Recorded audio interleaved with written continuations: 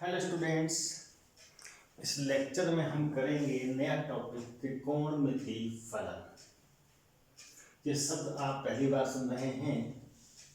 इससे मिलता जुलता शब्द इससे पहले हाई स्कूल में आपने सुना था, पढ़ा था कि त्रिकोणमिति अनुपात। त्रिकोणमिति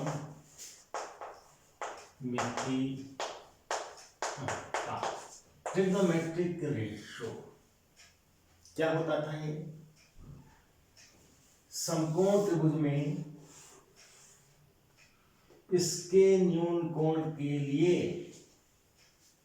इस समकोण त्रिभुज की किन्हीं दो भुजाओं के अनुपात को त्रिकोणमिति अनुपात कहते थे। यानी त्रिकोणमिति अनुपात क्या था? त्रिकोणमिति अनुपात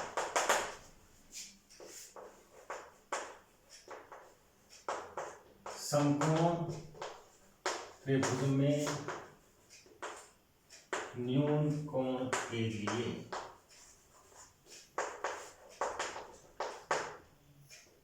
किन्हीं दो भुजाओं का अनुपात त्रिकोणमिति अनुपात कहलाता था। जैसे अगर इस समकोण त्रिभुज ABC में न्यून कोण थीटा है तो थीटा के लिए लंब और कर्ण का अनुपात साइन थीटा बराबर क्या होगा? लंब बटा कर्ण। समकोण त्रिभुज में उसके किसी न्यून कोण के लिए किन्हीं दो भुजाओं का अनुपात त्रिकोणमिति अनुपात कहलाता है। और ऐसे 6 त्रिकोणमिति अनुपात थे हमारे पास। उनमें से एक था साइन थीटा, जो होता था लंब और कर्ण का अनुपात।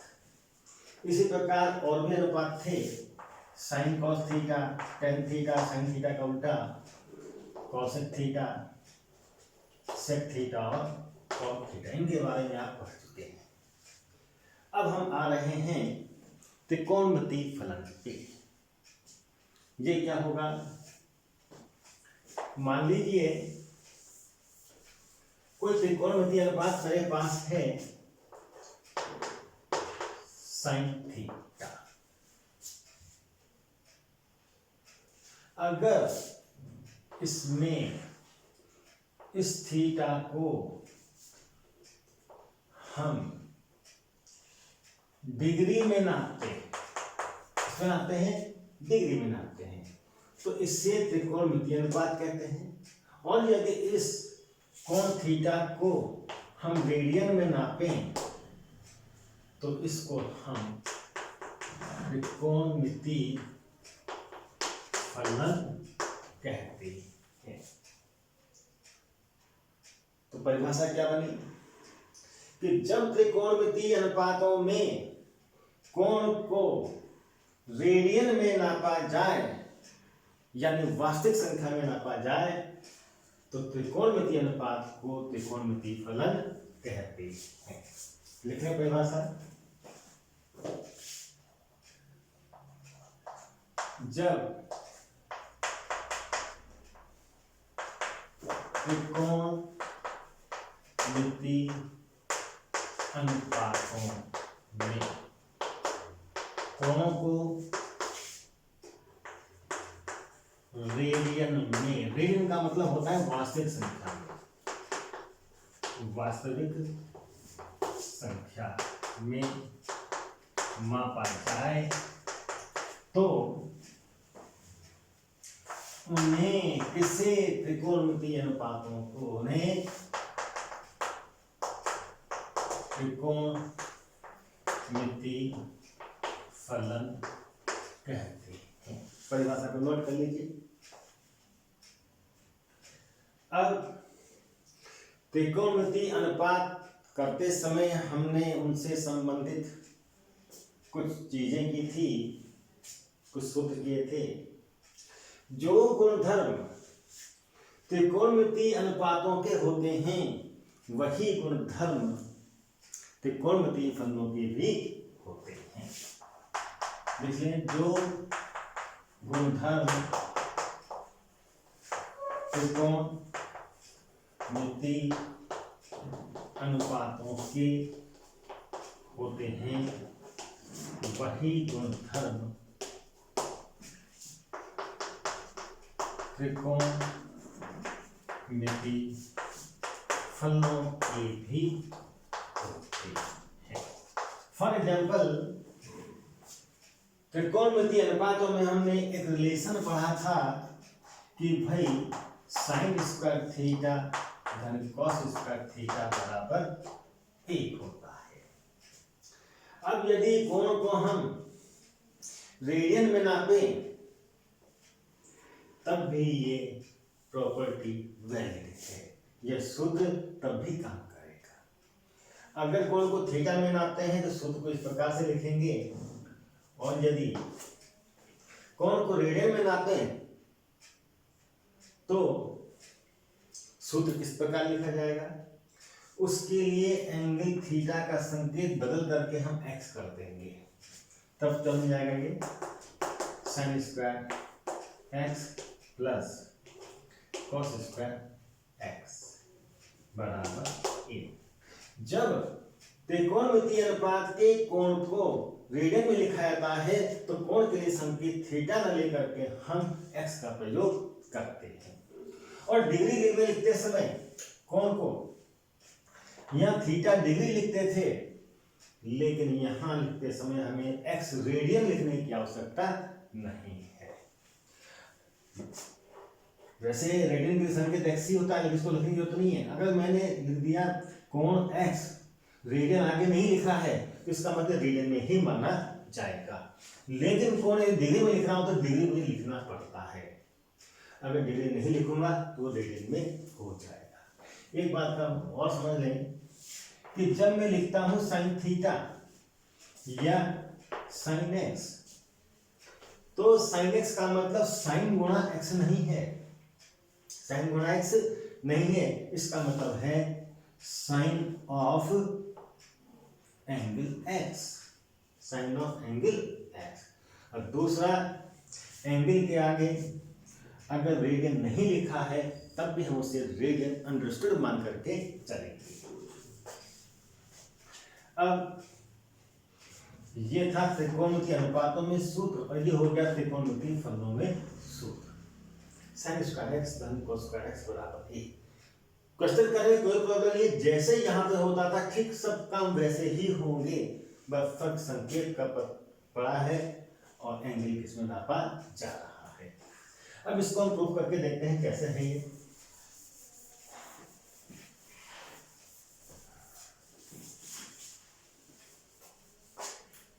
कैसे करेंगे? मान लीजिए मैंने एक यूनिट सर्किल लिया है। यूनिट सर्किल को हिंदी में बोलते हैं इकाई वृत्त। इकाई वृत्त का मतलब वह वृत्त जिसकी त्रिज्या 1 हो या इकाई हो, और इसका केंद्र माना ये है। इस केंद्र को मैंने मूल बिंदु मान लिया। क्या मान लिया? मूल बिंदु। अगर मैंने केंद्र को मूल बिंदु माना है तो इससे जाने वाली लाइन क्या कहलाएगी? एक्स अक्ष कहलाएगी। और इस मूल बिंदु से जाने वाली ऊर्ध्वाधर रेखा ये क्या कहलाएगी? वाई अक्ष कहलाएगी। माना इकाई वृत्त, इकाई वृत्त का मतलब जिसकी त्रिज्या 1 है, का केंद्र मूल बिंदु O है। इस इकाई वृत्त का केंद्र मान लिया मैंने मूल बिंदु O। मूल बिंदु कहने का मतलब यह है कि उसे जाने वाली एक लाइन खींचे तो एक्स अक्ष होगी, उसके वर्टिकल लाइन क्या होगी? वाई अक्ष होगी। और क्या मान, और इस वृत्त के ऊपर एक पॉइंट ले लीजिए, माना क्या है? P। और उसके निर्देशांक भी मान लीजिए क्या है? A। तो माना P जिसके निर्देशांक 1 है, A भी है, वृत्त पर कोई बिंदु है। जब मैं कहता हूं PAB वृत्त पर कोई बिंदु है तो ध्यान दीजिए कोई बिंदु का बड़ा महत्व है। P is any point on the circle। इसका मतलब ये बिंदु P इस वृत्त के सभी पॉइंट्स को प्रदर्शित कर रहा है, इससे मैं इसका जनरल पॉइंट भी कह सकता हूँ। P का मतलब इसी पॉइंट से नहीं है, इसके सभी बिंदुओं को प्रकट करेगा। तो ये भी कह सकता हूँ P is a moving point on the circle. इस समय हमने इसे इस स्थान पर लिया है, ठीक है। और जब मैंने इस P बिंदु को इस स्थान पर ले लिया तो ये बिंदु केंद्र पर एक कोण बनाएगा। कैसे बनाएगा कोण? बिंदु P को केंद्र O से मिला दीजिए तो एक त्रिज्या बनेगी, जिसको क्या समझता हूं त्रिज्या OP। ये त्रिज्या OP इस x अक्ष से कोई कोण बनाती है। मान लीजिए कोण कितना है, रेडियन में x रेडियन है। इस वृत्त ने मान लीजिए x अक्ष को कहाँ काटा, A पर, यहाँ पर B पर काटा, y अक्ष को यहाँ पर C पर, यहाँ पर D पर। ये भी हम मान लेते हैं। क्योंकि ये इकाई वृत्त है इसलिए इसकी त्रिज्या 1 होगी। इस बिंदु के निर्देशांक भी बता सकता हूं मैं, कितने होंगे, 1 0 होंगे। और इधर वाले इस बिंदु C के निर्देशांक क्या होंगे, इधर होंगे -1 0। इसके ऊपर वाले इस बिंदु B के निर्देशांक क्या होंगे, ये होंगे 0 1। नीचे वाले बिंदु के निर्देशांक कितने होंगे, 0 -1। हमने कहा था कि माना बिंदु P वृत्त पर कोई बिंदु है, इसका मतलब ये इसके सभी बिंदुओं को प्रकट करता है। ये भी कह सकता हूं कि P is a moving point on the circle. अब मूविंग पॉइंट है तो आरंभिक स्थिति इस A पर मानेंगे। अगर मूव कराएंगे तो आरंभिक स्थिति कहाँ मानेंगे, पॉइंट A पर जो x अक्ष पर है। ये घूमते घूमते यहाँ पर P पर पहुंच गया, तो यहाँ पर उसने कोण बनाया केंद्र पर। कोण कैसे बनेगा, इस केंद्र से इस P को मिलाइए, ये त्रिज्या बनेगी। ये त्रिज्या OA के साथ जो कोण बना रही है वो है मेरा x रेडियन का कोण। तो माना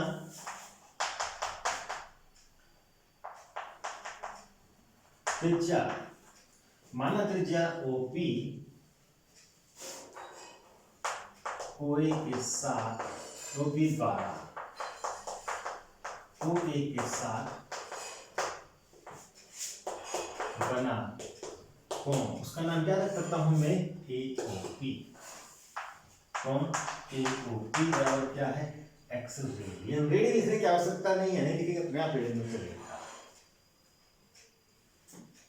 तो कोण तो बनाया किसने, त्रिज्या OP ने बनाया OA के साथ। या ये कह सकता हूं A से P तक जाने में जो चाप मिला है इसने केंद्र पर कोण बनाया। अगर मैं ऐसे कह दूं कोई दिक्कत नहीं है कि चाप AP द्वारा केंद्र पर बना कोण, इसे मैं बिंदु P द्वारा केंद्र पर बना कोण भी कह सकता हूं, क्योंकि तब बिंदु P द्वारा केंद्र पर बने कोण का मतलब होगा A से प्रारंभिक स्थिति A से P तक के चाप द्वारा केंद्र पर बना कोण। कैसे भी बोल सकते हैं हम। अब हमने कहा भाई ये वाला कोण x रेडियन का है, तो क्या मैं इस चाप AB की लंबाई निकाल सकता हूं, बिल्कुल निकाल सकता हूं। इस चाप AB की लंबाई कैसे, सूत्र है मेरे पास, कोण बराबर होता है चाप। कोण का मान मैंने माना है, कितना है, x रेडियन। चाप की लंबाई AP कह सकता हूं मैं, चाप की लंबाई AP को लाइन। अब बटा त्रिज्या, त्रिज्या कितनी है, चूंकि ये यूनिट सर्किल है, इकाई वृत्त है, इसलिए इसकी त्रिज्या कितनी होगी, 1 होगी। फ्रॉम दिस चाप AB की लंबाई कितनी आ गई, 1 गुना एक्स, एक्स आ गई।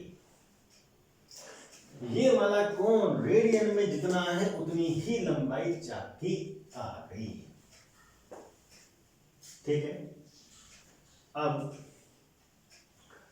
जब मैंने बिंदु P के निर्देशांक A और B माने थे तो बता सकते हैं ये एक इसको बताता है। बिंदु P का एक्स निर्देशांक का मतलब क्या होता है, बिंदु की y एक्सिस से दूरी, तो ये दूरी कितनी हो गई, a हो गई। और हमने y निर्देशांक माना b क्या बताता है, बिंदु की x एक्सिस से दूरी, तो इस बिंदु की x एक्सिस से दूरी क्या होगी, p। इसके लिए मुझे यहाँ p से OA पर लंब m डालना पड़ेगा। तो PM लंब है OA पर,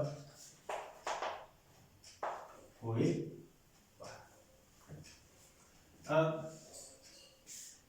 इस समकोण त्रिभुज में जब PM लंब है OA पर, इस समकोण त्रिभुज बना कौन सा, OMP। समकोण त्रिभुज OMP में, समकोण त्रिभुज OMP में क्या है,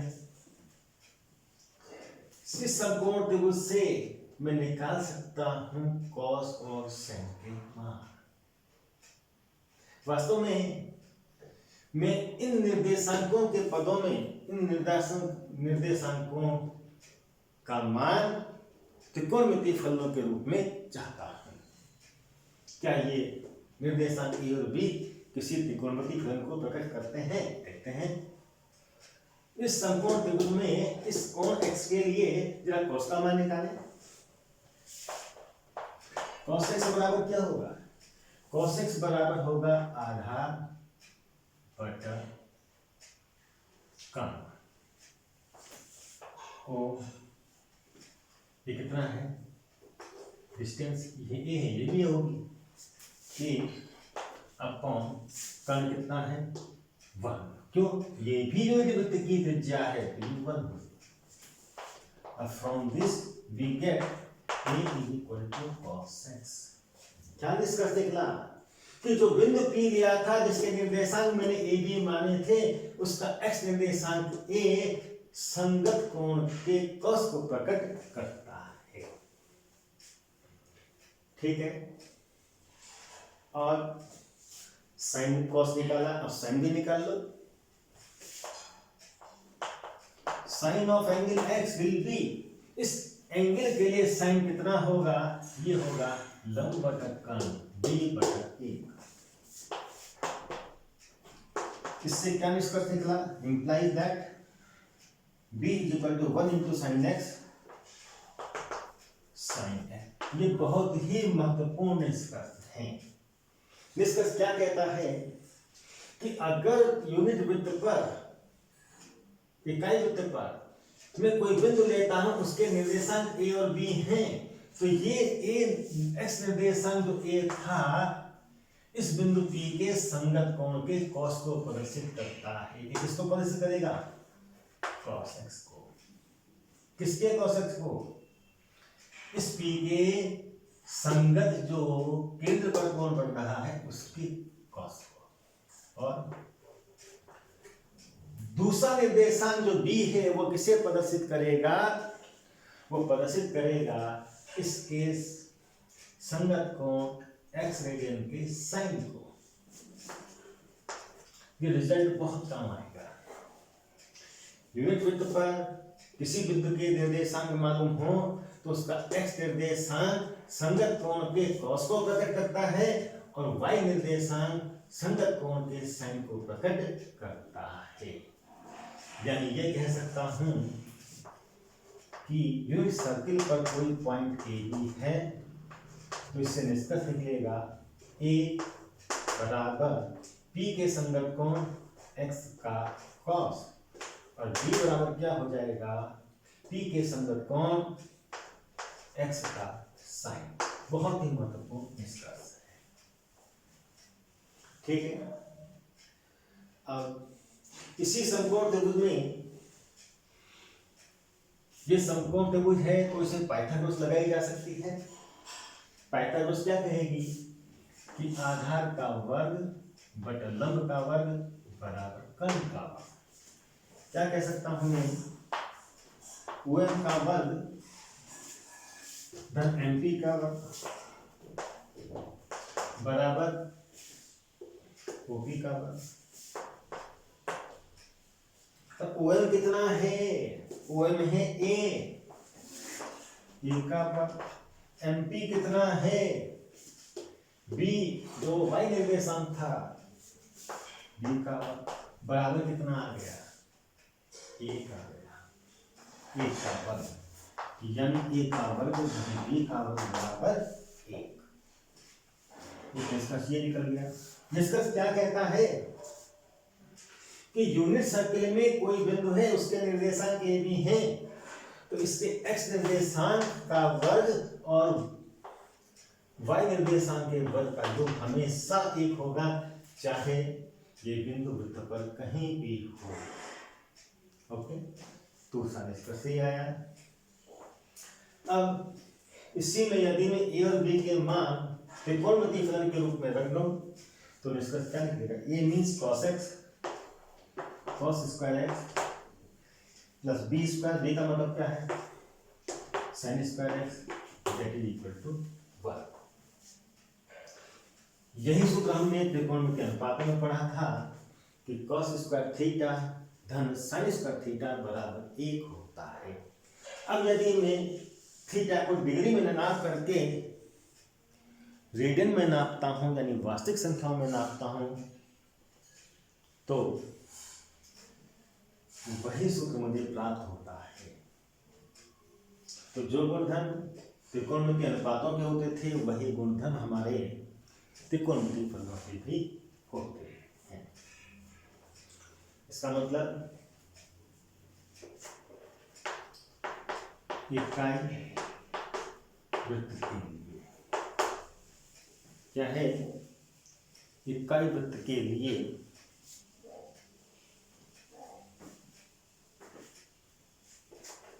ए square plus B square equal to 1 और sin square x plus cos square equal to 1 या cos square x plus sin square equal to 1 कह सकते हैं। बल्कि ऐसे कहें इकाई वृत्त के प्रत्येक बिंदु के लिए ज्यादा अच्छा रहेगा। इकाई वृत्त के प्रत्येक बिंदु P के ये एक निष्कर्ष है कि इकाई वृत्त पर हम कोई भी बिंदु ए बी लेते हैं तो ए के वर्ग और बी के वर्गों का योग 1 होगा और cos square x plus sin square x का योग भी 1 होगा। अब आगे चलते हैं हम, चतुर्थांशी कोण क्या है, क्या है चतुर्थांशी कोण क्या है। देखिए यूनिट सर्किल है, ये x अक्ष, ये y अक्ष, ये इसका केंद्र मूल बिंदु ले लिया मैंने। एक moving point on the circle लिया मैंने P, जिसके निर्देशांक है AP। चूंकि ये यूनिट सर्किल है तो इस बिंदु A के निर्देशांक क्या होंगे 1 0। ये बिंदु B है, इसके निर्देशांक क्या होंगे 0 1। ये बिंदु C है, इसके निर्देशांक क्या होंगे -1 0। इसको A B C कह दिया मैंने। इस बिंदु के निर्देशांक क्या होंगे, हमारे बिंदु D है, इसके निर्देशांक हो गए x निर्देशांक 0, y निर्देशांक -1। मैंने कहा था बिंदु P वृत्त पर एनी पॉइंट है, कोई बिंदु है। आरंभिक स्थिति ये मान लें कि ये यहां से चलना शुरू करता है। इस P को मैं केंद्र से मिला लूं तो त्रिज्या मिलेगी OP, जो इस केंद्र के चारों ओर रोटेट करेगी, घूमेगी। और इसके रोटेशन से मेरा कोण बनेगा। इस त्रिज्या का घुमाव ही तो कोण होता है। किसके सापेक्ष घूमेगी? OA के सापेक्ष। ये क्या बन गया? कोण x बन गया। अगर ये बिंदु घूमता हुआ इस x अक्ष पर आ जाए तो त्रिज्या x एक्सिस के अलोंग हो जाएगी, समांतर हो जाएगी, उस पर आ जाएगी। उस दशा में एंगल कितना बनेगा? x बराबर 0 डिग्री का बनेगा। और ये पॉइंट घूमते हुए y अक्ष पर पहुंच जाए तो त्रिज्या OP OA के साथ कितना कोण बनाएगी? उस दशा में π/2 यानी 90 डिग्री का कोण बनाएगी। और अगर ये बिंदु P घूमते हुए C पर आ जाए तो उस दशा में त्रिज्या OP कितना कोण बनाएगी? यहां से OA के साथ पाई का कोण बनाएगी, पाई रेडियन का। और ये घूमते हुए पुनः y अक्ष पर बिंदु T पर आ जाए तब कितना कोण बनेगा? ये बनेगा 3π/2 का। पाई में π/2 और ऐड हो जाएगा, 3π/2 हो जाएगा। और यदि घूमते हुए फिर इधर आ जाए x अक्ष पर तो कोण कितना बनेगा? 3π/2 π/2 जोड़ेंगे तो 2π का कोण बनेगा।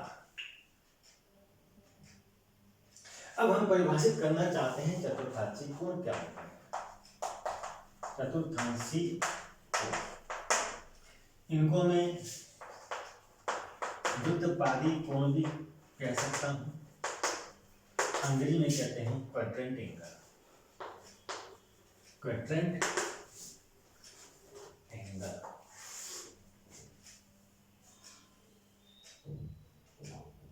क्या होगा? ये जब इस बिंदु P के घूमने पर, कहां घूमने पर? वृत्त के ऊपर घूमने पर त्रिज्या OP x एक्सिस के अलोंग होती है या y एक्सिस के अलोंग होती है तो OA के साथ जो कोण बनता है उसे हम चतुर्थांशी कोण कहते हैं, क्वाड्रेंट एंगल कहते हैं। क्या काम है? त्रिज्या OP के x एक्स या y एक्सिस के अलोंग होने पर वह प्रारंभिक स्थिति OA से जो कोण बना रही है उसे हम क्वाड्रेंट एंगल, चतुर्थांशी कोण कहते हैं। ये भी कह सकता हूं जब बिंदु P x अक्ष पर होगा या y अक्ष पर होगा तो उस समय जो कोण बनेगा उसे हम चतुर्थांशी कोण कहेंगे। एक तरीके से और भी परिभाषा कर सकते हैं। क्या है वो? चतुर्थांशी कोण बनेगा केवल x अक्ष और y अक्ष की सहायता से। जब पॉइंट यहां पर है तो कोण कितना था? 0 था। यहां पर आया पॉइंट तो कोण कितना बना? π/2। यहां पर आया तो कितना बना? पाई। यहां पर आया तो कितना बना? 3π/2। यहां पर आया तो कितना बना? 2π। अब इस 0 को लिख सकता हूं मैं π/2 गुना 0। इस π/2 को मैं π/2 गुणा 1 कह सकता हूं। इस पाई को क्या कह सकता हूं मैं? इसको कह सकता हूं मैं π/2 गुणा 2। तो 2 करके पाई आ जाएगा। इसको तो यही कह रहा हूं मैं 3π/2। इसको कह सकता हूं मैं π/2 गुणा 4। आगे भी चल सकता है, फिर यहाँ पे पहुंच जाएंगे। कहीं तक सीमित में कितने भी चक्कर लगाए जा सकते हैं। शर्त ये है कि पॉइंट P x अक्ष पर या y अक्ष पर होना चाहिए। उस दशा में जो भी कोण बनेगा उसे हम चतुर्थांशी कोण कहेंगे।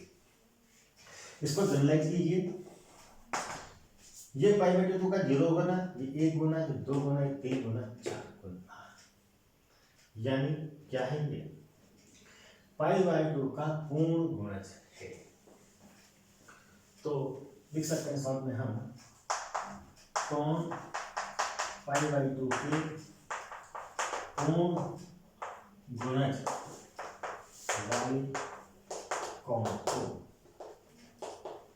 चतुर्थांशी कोण यानी क्वाड्रेंटल एंगल कहते हैं। ओके, तो चतुर्थांशी कोण का मतलब है त्रिज्या के एक्स एक्स या वाई एक्स पर रहने से एक्स एक्स की पॉजिटिव डायरेक्शन से बना एंगल। अब मैं इन चतुर्थांशी कोणों के मान भी निकालना चाहता हूं। चतुर्थांशी कोणों के मान भी निकालना चाहता हूं। कैसे निकलेंगे? बहुत सिंपल है। ये यूनिट सर्किल है, इस पर मैंने कोई मूविंग पॉइंट लिया P जिसके निर्देशांक हैं ए बी, ठीक। अब यहां पर एक्स एक्स पर जो बिंदु ए है इसके निर्देशांक हैं ए जी 1 0, इसके 0 1, इसके -1 0 0 -1। अब आपको मालूम था इस मूविंग पॉइंट P का जो एक्स निर्देशांक है वो क्या बताता है? इसके संगत कोण एक्स का कॉस बताता है, और बी क्या बताता है? साइन बताता है। बहुत महत्वपूर्ण निष्कर्ष निकाला था हमने कि यदि यूनिट सर्किल के ऊपर कोई पॉइंट P है, उसके निर्देशांक ए बी है, उसका एक्स निर्देशांक जो ए है वह संगत कोण ए के कॉस की वैल्यू बताएगा, और बी जो है इस एंगल संगत कोण एक्स के साइन की वैल्यू बताता है। तो नोट कर ले जरा, बिंदु ए के निर्देशांक क्या है? 1 0, बी के निर्देशांक क्या है? 0 1, सी के निर्देशांक क्या है? -1 0, और डी के निर्देशांक क्या है? 0 -1। इन निर्देशांकों से ही हम चतुर्थांशी कोणों के मान ज्ञात कर सकते हैं। कैसे? पॉइंट ए के निर्देशांक 1 0 है, ये क्या देगा? What does it gives? अरे एक्स निर्देशांक क्या बताता है? ये मैंने बताया था, बिंदु का एक्स निर्देशांक संगत कोण के कॉस को बताता है, और वाई निर्देशांक संगत कोण के साइन को बताता है। और यदि ये बिंदु P कहां आ जाए? यहां से मिल जाए। सोचो, x यदि कम होगा तो पॉइंट इधर आएगा। जैसे जैसे P नजदीक पहुंचेगा इस बिंदु के, एंगल कम होने लगेगा, और जब ये A पर पहुंच जाएगा एंगल कितना हो जाएगा? 0 हो जाएगा। तो यहां पर x का मान कितना है? 0। अगर बिंदु P x अक्ष के बिंदु A से मिल गया तो त्रिज्या x एक्सिस के अलग हो गई, चतुर्थांशी कोण बनेगा जिसका मान 0 है। उस अवस्था में उसके कॉस और साइन क्या होंगे? कॉस होगा x निर्देशांक का मान, और साइन होगा y निर्देशांक का मान। तो cos 0 बराबर कितना हो गया? 1, और साइन 0 बराबर क्या होगा? 0, क्योंकि बिंदु का x निर्देशांक cos की वैल्यू बताता है, और y निर्देशांक संगत कोण के साइन की। ध्यान दीजिए, अगर बिंदु P के निर्देशांक ए बी हैं तो ए क्या बताएगा? P के संगत कोण x का cos, अभी क्या बताएगा? P के संगत कोण x का साइन। तो ये हो गया cos की वैल्यू, ये हो गई साइन की वैल्यू। जब ये पॉइंट यहाँ पर है, कोण कितना बना? 0। तो 0 का cos क्या होगा? ये। 0 का साइन क्या होगा? ये। अब ये पॉइंट घूमते घूमते कहां पहुंच गया? B पर पहुंच गया, जहां निर्देशांक क्या है? 0 1। तो इसका x निर्देशांक क्या बताएगा? संगत कोण जो π/2 है इसके cos को बताएगा, और y निर्देशांक क्या बताएगा? इस संगत कोण π/2 के साइन की वैल्यू बताएगा। यानी जब बिंदु P घूमते घूमते कहां पहुंचा? B पर पहुंचा, तो एंगल यहाँ पर B पर कितना बन रहा है? π/2 का cos क्या होगा? ये x निर्देशांक 0। और इस एंगल का साइन क्या होगा, इसका y निर्देशांक कितना 1। आप जानते थे हाई स्कूल में पढ़ते थे साइन 90 कितना होता है 1। ठीक है, अब ये पॉइंट मूव होते होते कहां पहुंच गया, सी पर पहुंच गया। यहाँ पर निर्देशांक क्या है -1 0। एक्स निर्देशांक क्या बताएगा कॉस की वैल्यू, वाई निर्देशांक क्या बताएगा साइन की वैल्यू। यहाँ एंगल कितना बना, ये एंगल बन गया पाई, जो मैंने यहाँ भी लिखा है। तो पाई का कॉस क्या होगा, इसका एक्स निर्देशांक -1, पाई का साइन क्या होगा वाई निर्देशांक 0। अब ये कौन घूमते घूमते कहां पहुंचा, डी पर पहुंच गया। डी पर घूमने पर कितना कोण बनाया इसने 3π/2 बनाया, तो मैं यहां भी लिख सकता हूं 3π/2। इसका कॉस क्या होगा, इस बिंदु का एक्स निर्देशांक 3π/2 का कॉस क्या होगा, इस बिंदु का एक्स निर्देशांक 0। और इस एंगल का साइन क्या होगा, इस बिंदु का y निर्देशांक -1। और ये घूमते हुए फिर पूर्व स्थिति में आ गया, इनिशियल पोजीशन में आ गया।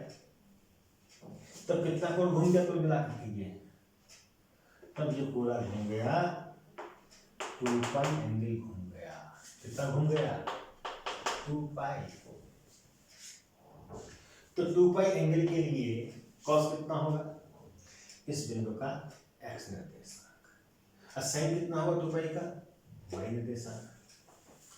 तो 2π का कॉस बराबर एक्स निर्देशांक का मान 1 और साइन 2π कितना होगा 0। और आगे फिर घूम सकता है, यहां जा सकता है, वही रिपीट होगा। तो चतुर्थांशी कोणों के मान हमें निकाले हैं। देख रहे हैं हम कि बिंदु के निर्देशांक संगत कोण के त्रिकोणमितीय अनुपात के मान निकालने में महत्वपूर्ण भूमिका अदा कर रहे हैं।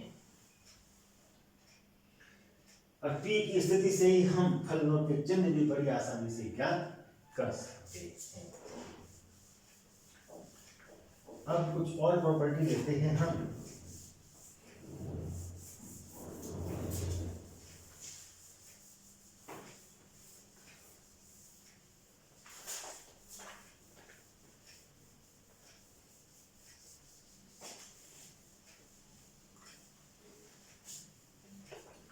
देखिए ये y अक्ष है, ये x अक्ष है, तो हम उधर बनाते हैं। उधर लाइट पड़ रही है, ठीक। यूनिट सर्कल लिया मैंने, तो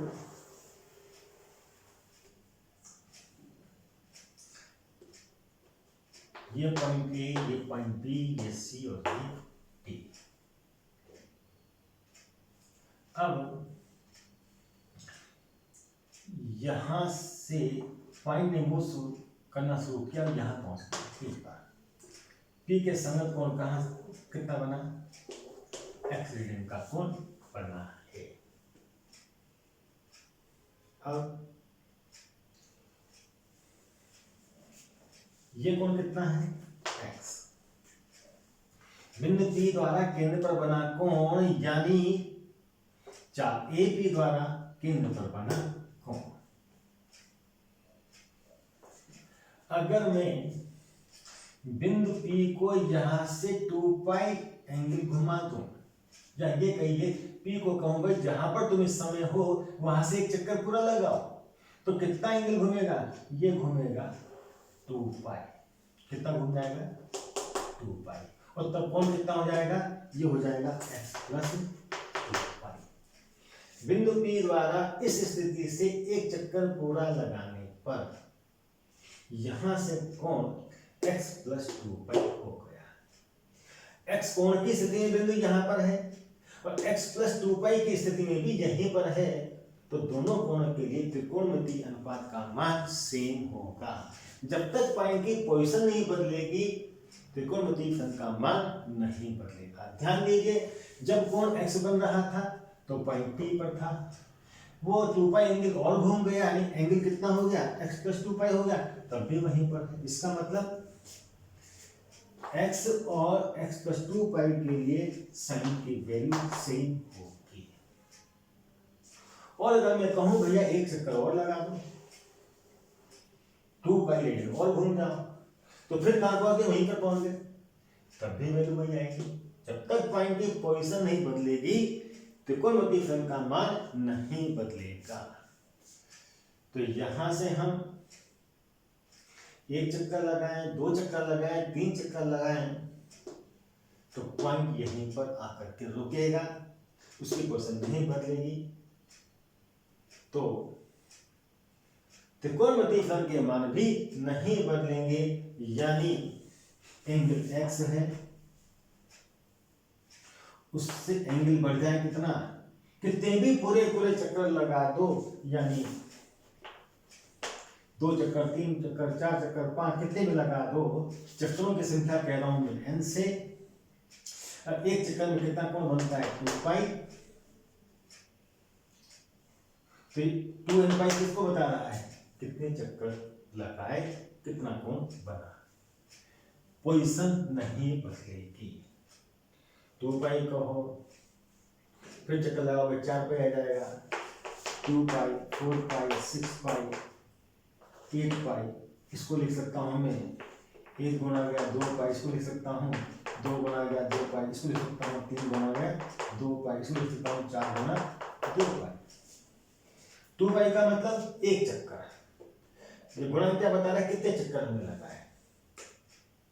तो एंगल 2 पाई है या 4 पाई कुछ भी है, 2n पाई अगर एंगल बढ़ गया तो पॉइंट की पोजीशन नहीं बदलेगी, सेम रहेगी। इसलिए हम कहते हैं कि x + 2n पाई और x के साइन निकालें तो दोनों सेम आएंगे, क्योंकि पॉइंट P की पोजीशन जो x कोण के लिए है वही x + 2n पाई के लिए है। कहने का मतलब ये है, यदि बिंदु P अपनी वर्तमान स्थिति से एक चक्कर लगाए, 2 चक्कर लगाए, 3 चक्कर लगाए, तो अपनी पूर्व स्थिति में पहुंच जाता है, उन स्थितियों में त्रिकोणमितीय फलन का मान वही रहेगा, बदलेगा नहीं। यानी x का मान कितना हो जाए, x से बढ़कर x + 2n पाई हो जाए। 2 पाई एक चक्कर को शो करता है, गुणा n कितने चक्कर हमने लगाए हैं। तो निष्कर्ष ये है कि जब कोण x का मान x से 2n पाई बढ़ता है, तो जब x का मान x से 2n पाई बढ़ता है, मतलब x + 2n पाई हो जाता है, तो त्रिकोणमितीय फलन का मान परिवर्तित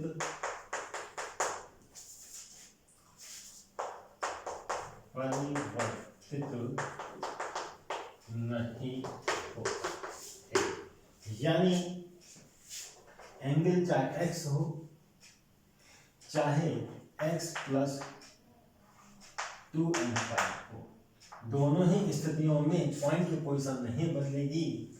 पोजीशन नहीं बदलेगी तो इनके त्रिकोणमितीय फलन का मान भी वही रहेगा, यानी sin 2n पाई + x बराबर sin x।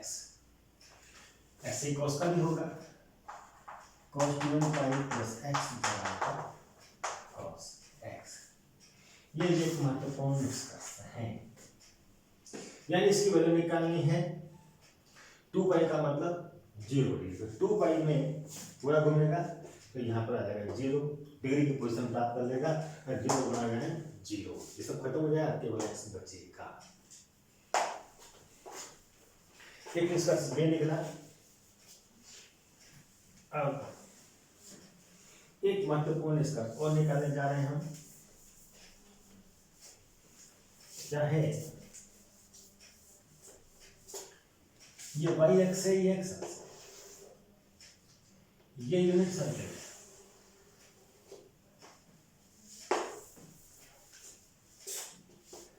X X Y X, ये है मेरे पास unit circle A B C D.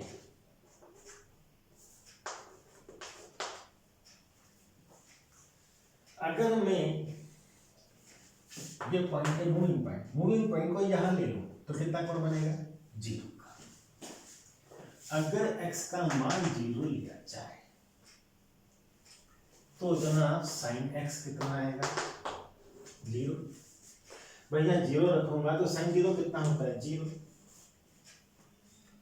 होगा। इसके निर्देशांक कितने हैं, 1 0, इसके निर्देशांक कितने हैं, -1 0। ठीक, इसके निर्देशांक कितने हैं, 0 1, इसके निर्देशांक कितने हैं, इस पॉइंट के 0 1। अगर पॉइंट P यहां पर है तो त्रिज्या OP OA के साथ कितना कोण बनाएगी, 0 रेडियन का कोण बनाएगी। और कोण x का मान 0 रेडियन हो तो sin x कितना होगा, 0।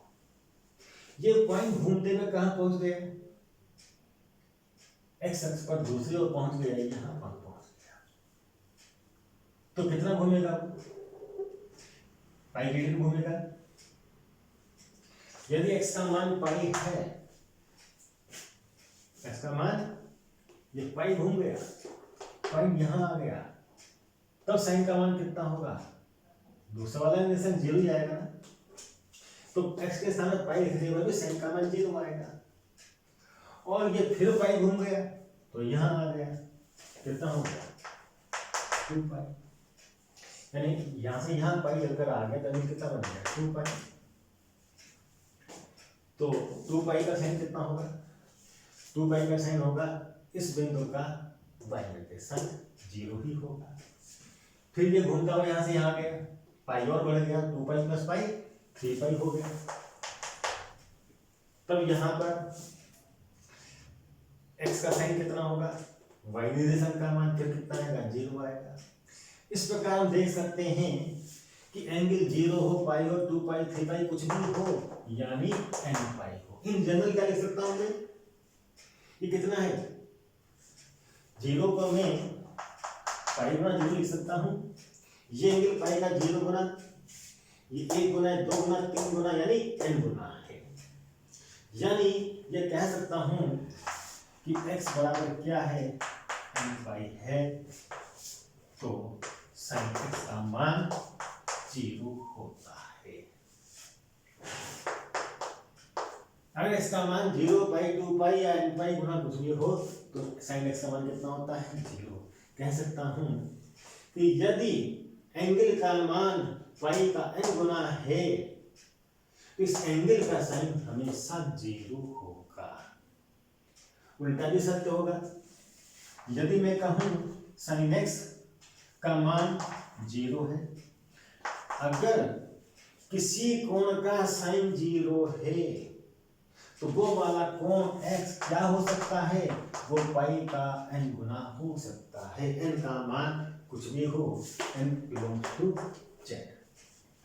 n कोई भी पूर्णांक हो सकता है, यानी पूर्णांक का मतलब धन में लूंगा तो चक्कर कैसे लगेगा, ऐसे में लगेगा।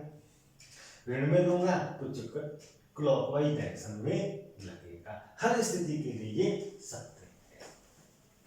ये तो हमने देखा साइन के लिए। महत्वपूर्ण निष्कर्ष है कि साइन x बराबर 0, तो द साइन x 0 है तो डेफिनेटली x की वैल्यू पाई का n गुना होगी, जहां n कोई पूर्णांक हो सकता है, कोई पूर्णांक हो सकता है। अब लेते हैं हम cos के लिए। देखिए यदि x बराबर 0 क्या है, x बराबर ले रहे हैं हम पाई बाई 2। हुआ ये कि जो मूविंग पॉइंट था यहां से घूमते घूमते यहां पहुंच गया वाई एक्स पर। वाई एक्स पर पहुंच गया तो कितना कोण बनाया इसने, पाई बाई 2 का बनाया। तो इस पाई बाई 2 के एंगल के लिए कॉस का मान कितना होगा, एक्स निर्देशांक का मान 0। यदि एक्स का मान पाई बाई 2 लेता हूं तो जनाब कॉस एक्स का मान कितना मिलता है, 0 मिलता है।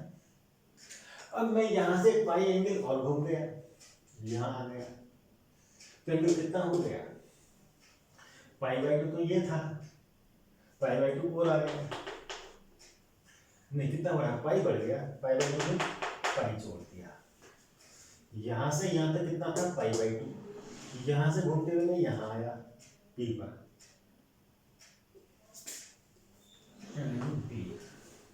तो पाई एंगल बढ़ेगा कितना हो गया, 2 एकम 2 है 3 पाई बाई 2, तो यहाँ पर एंगल कितना है मेरा 3 पाई बाई 2। 3 पाई बाई 2 के लिए कॉस का मान कितना होगा, इस बिंदु का एक्स निर्देशांक कितना आ गया, 0 आ गया। अगर एक्स का मान, एंगल का मान मैं 3 पाई बाई 2 लेता हूँ, 3 पाई बाई 2 पर ये पाई घूम करके यहाँ आ जाएगा, यहाँ पर इस कोण का कॉस कितना होगा, एक्स निर्देशांक अगेन 0।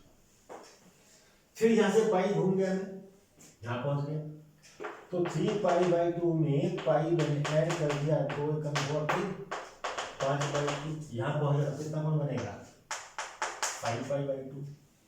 इस 5 पाई बाई 2 के लिए कॉस का मान कितना हो, अगेन इसका एक्स निर्देशांक वही 0 आएगा। यानी एक्स का मान में 5 पाई बटे 2 लेता हूं तो एक्स का ये 5 पाई बटे 2 का कॉस फिर 0 आएगा। फिर पाई घूम है, पाई घूम गए हम, तो 5 पाई बटे 2 में पाई जोड़ दूं, 2 कम 2 और 5 7 पाई बटे 2, यहाँ एंगल कितना बनेगा 7 पाई बटे 2। इस एंगल के लिए कॉस का मान कितना होगा, एक्स निर्देशांक का मान, इस पॉइंट के एक्स निर्देशांक का मान कितना है, फिर वही 0। तो क्या देख रहा हूं मैं, एक्स का मान पाई बाई 2 हो, 3 पाई बाई 2 हो, 5 पाई बाई 2 हो या 7 पाई बाई 2 हो, हर स्थिति में कॉस एक्स कितना हो रहा है, 0 आ रहा है। इसको इन जनरल क्या से कह सकता हूं, पाई बाई 2 का कितना होना है, पाई बाई 2 यहाँ भी यहाँ भी यहाँ भी यहाँ भी सब जगह है, ठीक है। यहाँ पर कितना गुना, 1 गुना ले लीजिए, कैसे करें, इसको कह देंगे हम पाई बाई 2 कितना गुना है, 2n + 1 Guna 2n + 1 pi by 2। यानी x का मान यदि पाई बाई 2 का विषम गुणक है, क्या है विषम गुणक, विषम संख्या क्या लिखते हैं 2n + 1 से लिखते हैं हम, ठीक है। और जहां इनका मान क्या होता है, n बिलोंग्स टू z, कोई पूर्णांक हो सकता है, तो x क्या हो पाई बाई 2 का विषम गुणक, विषम गुणक का मतलब 2n + 1 गुना हो, जहां n बिलोंग्स टू z। तो इस एंगल का cos x बराबर क्या होगा, 0 होगा। और ये दिया हो cos x = 0, तो इससे निष्कर्ष निकलेगा कि एंगल का मान x बराबर क्या होगा, 2n + 1 × पाई बाई 2, जहां n बिलोंग्स टू z। क्या मतलब है, यदि एंगल का मान पाई बाई 2 का विषम गुणक है तो उसका cos 0 होगा, और यदि एंगल का cos 0 है तो डेफिनेटली जो एंगल दिया था वो क्या होगा, पाई बाई 2 का विषम गुणक होगा। लेकिन ध्यान रहे n का मान क्या है, बिलोंग्स टू z, n कोई भी पूर्णांक हो सकता है। यहाँ के लिए क्या मानेंगे, n को 0 मान लो, 0 गुणा 2, 0 धन 1 पाई बाई 2 आ जाएगा। फिर n नेगेटिव भी हो सकता है, n जब पॉजिटिव है तो हम ऐसे में घूम रहे हैं, और नेगेटिव है तो ऐसे में क्लॉकवाइज डायरेक्शन में घूमेंगे, तब भी ये सही रहेगा। यानी ये कह सकता था मैं कि यहाँ पर x का मान प्लस माइनस कुछ भी ले सकते हैं, यहाँ प्लस माइनस कुछ भी ले सकते हैं, यहाँ पर भी प्लस माइनस कुछ भी लिया जा सकता है, इसीलिए मैंने n डाला है, n को कहा पूर्णांक है। तो आपने देखा ये 4 निष्कर्ष हैं, क्या थे? 2n पाई प्लस x का साइन ले रहा हूं तो इसके साइन के बराबर आएगा, cos में cos के बराबर आएगा। और 2 निष्कर्ष ये निकल गए, कौन से? ये और एक ये। अब हम अन्य त्रिकोणमितीय फलनों को sin x और cos x के पदों में लिखना चाहते हैं। क्या चाहते हैं हम?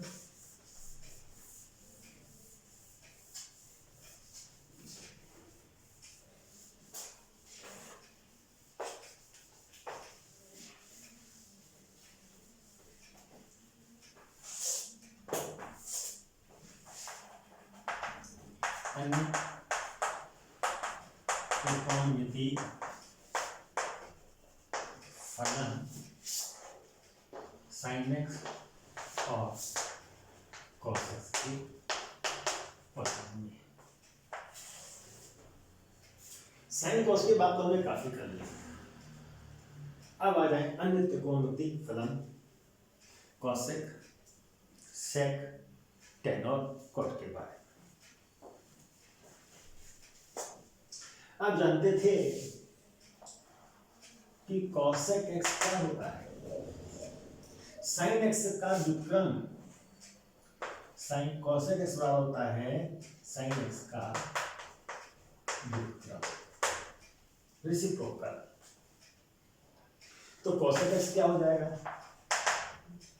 sin x का व्युत्क्रम क्या होगा? 1/sin x। ये बाय डेफिनेशन है, ठीक है। लेकिन इसको लिखते समय ध्यान रहे कभी भी हर में जीरो नहीं होता। हर में जीरो कब आता है? जब x का मान n पाई होगा। क्या? जब x का मान कितना होगा?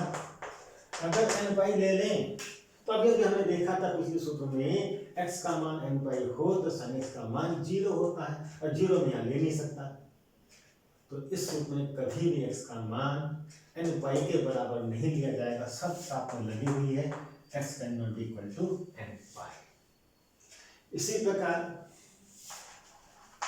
sec x किसका व्युत्क्रम होता है? cos x का व्युत्क्रम होता है। तो क्या लिखूंगा उसे? 1/cos x। फिर वही बात, x को कोई भी मान ऐसा नहीं दे सकता मैं जिससे कि इसकी वैल्यू जीरो हो जाए। किस x के किस मान से इसकी वैल्यू जीरो हो सकती है?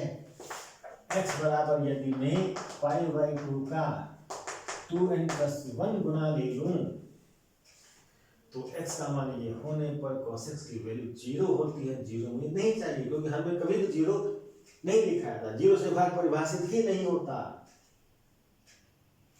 तो इसका मान ये नहीं ले सकता। इसमें x का मान कभी भी π/2 का विषम गुणक नहीं होना चाहिए। इसके बाद एक है tan x।